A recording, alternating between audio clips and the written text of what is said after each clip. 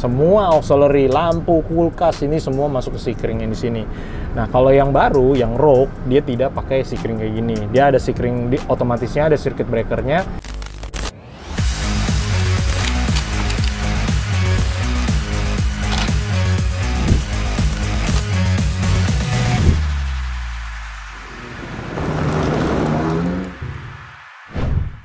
Halo, balik lagi di channel Banteng Mas. Hari ini kita mau menjelaskan tentang Redark lagi. Jadi di Redark setelah terinstall banyak pertanyaan dari pemakainya. Ini kenapa?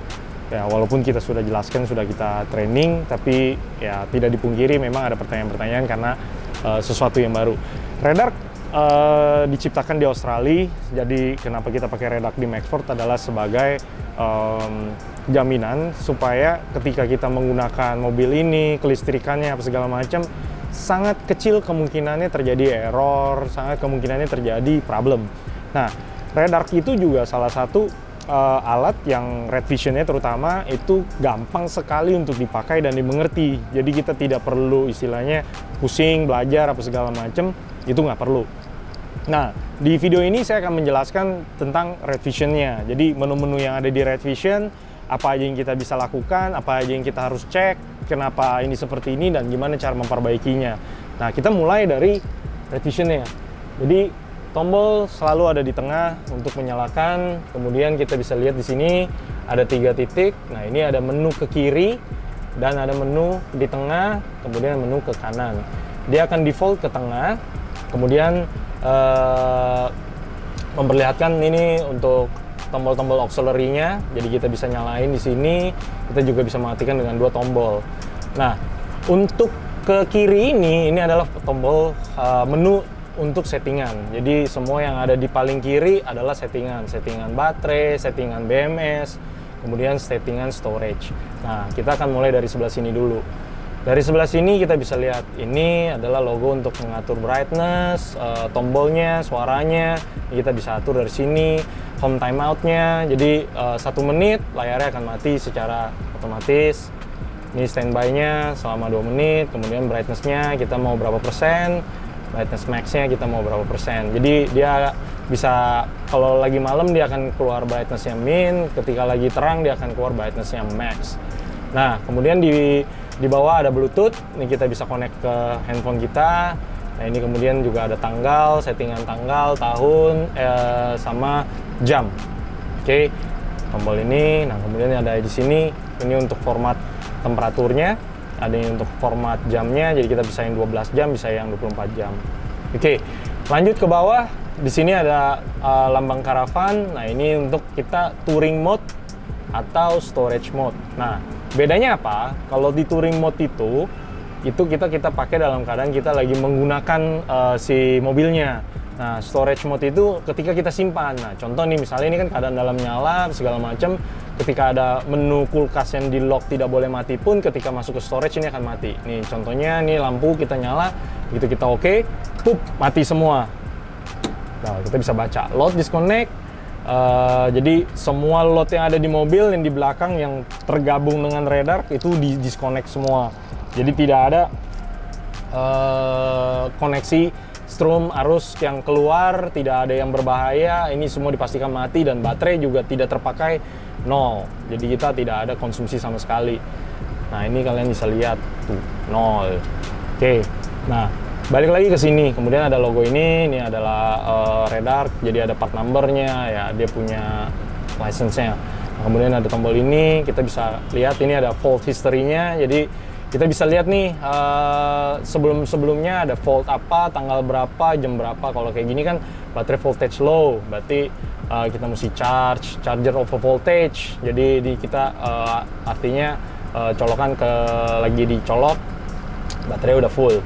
Nah, ini bukan error yang gimana, tapi ini fault nunjukin sebenarnya informasi-informasi yang ini kayak gini kan, misalnya fault info. Ini bukan masalah ini, tapi dia kasih keterangan kalau baterainya low, voltage-nya low, disconnect all loads. Jadi baterainya nih voltage-nya lagi rendah banget. kita disconnect all loads semuanya ini supaya kita tidak kehabisan baterai, atau kita bisa nyalain mobilnya, atau kita bisa charge di strum rumah, atau ya kalau lagi malam nggak ada solar panel gitu. Jadi kita harus ngecas di sini. Jadi ini bukan problem, tapi dia ngasih keterangan. Oke, kemudian ada di sini. Nah ini dia diagnosis Airbusnya. Jadi dia ngebaca nih semua, ada TVMS, ada baterai sensor, ada distribution box, ada charger. Ini terkoneksi dengan baik. Jadi tidak ada yang tidak terkoneksi. Nah 4 ini ada serial number-nya juga untuk ketika ada problem kita bisa klaim warrantinya. Nah kemudian menu yang tengah. Nah menu yang tengah kita ada Celsius, kemudian ada jam, kemudian ada persentase baterainya. Ini posisi keadaan mobil hidup. Nah ini ada lambang mobil yang hijau, berarti ini lagi dicas dengan alternator. Kemudian ada baterai, ini ada water tank, jadi kita bisa tahu water levelnya. Ini posisi 3, jadi 3/4 dari isi tangki. Nah tangki kita 30 liter, jadi ini 3/4-nya. Oke. Kemudian ini ada menu-menunya, kita bisa ke bawah. Ini ada menu yang saya lock, jadi untuk fridge light kita lock, untuk kulkas kita lock supaya tidak sengaja kepencet terus mati, makanan jadi rusak ketika lagi jalan. Nah ini kita bisa disconnect ketika kita masuk ke storage mode. Oke, sampai sini udah ngerti. Nah, ini hanya memberikan keterangan-keterangan dan tombol-tombol auxiliary yang kita bisa nyalain, kita bisa matiin. Balik ke menu ini, menu yang pertama, jadi ini sistem setting semua. Kita ada yang 2 hal yang harus diperhatikan, oke? 2 hal yang harus diperhatikan, yang tidak boleh kita salah gitu. Jadi 2 hal ini adalah baterai. Baterai harus dalam keadaan lithium. Baterai lu apa? Apakah lithium, apakah gel, apakah acid, apakah EGM? Jadi kita bisa lihat di sini. Nah, karena ini memilih menggunakan baterai lithium, kita harus balik ke sini. Ketika baterainya 0, dia akan balik ke sini, ke lithium, dia akan nunjukin lagi ke sini, dia akan ngasih tahu informasi baterainya apa, dia akan tanya lagi. Ini memang menu yang istilahnya annoying, karena kita udah punya setting, kenapa lu tanya lagi ketika baterainya 0. Nah mungkin ini adalah bagian dari safety ketika kita baterainya off, kemudian kita ganti baterai, darurat baterai tidak sesuai, misalnya kita nggak pakai lithium lagi, jadi dia tetap tanya ini untuk keamanan kita. Nah ketika baterai tidak ada penggantian, berarti kita masih pakai lithium, ya udah balikin ke lithium, kita okein lagi. Oke, kemudian kita ke BMS. Nah, BMS ini harus selalu diisi input, triggernya ini harus selalu di auto. Kita tidak boleh setting ke 12 volt, 24 volt, ignition on, apalagi ke on. Nah, kenapa? Kalau kita ke on, berarti si baterai ini akan di-charge dari baterai starting battery yang ada di kap mesin mobil. Efeknya, yang di depan itu bisa ke drain sama baterai yang di belakang. Arusnya akan pindah ke sini, dayanya akan pindah ke belakang, yang depan akan kosong, jadi kita bisa mogok di jalan. Nah ini harus selalu dalam kondisi auto. Kemudian ada lagi ignition. Nah ignition sama kayak on, tapi kalau di ignition itu posisi kunci di ignition dia langsung ngecas ke belakang. Fungsi ini kita nggak perlu. Kita tidak perlu ini kecuali darurat. Jadi kalau darurat kita mungkin bisa pakai baterai depan atau gimana. Tapi ini benar-benar tidak perlu dan ini meresikokan. Nah ini untuk tegangan 24 volt dia akan kecas dengan 24 volt, ini 12 volt dia akan kecas dengan tegangan 12 volt. Ini kita nggak perlu.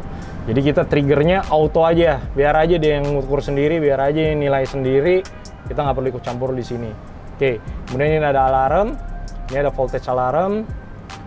Jadi ini kalau ini tinggi dia akan over voltage.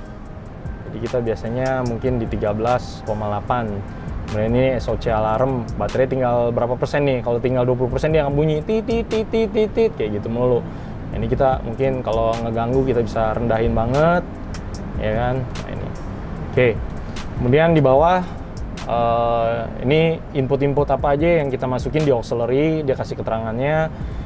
Nah, satu lagi untuk kalian yang masih pakai TVMS yang model ini, yang 1280, ini adalah TVMS yang pertama dari radar Vision. Nah, TVMS ini kan otaknya, semua auxiliary, lampu, kulkas, ini semua masuk ke Seekring yang di sini.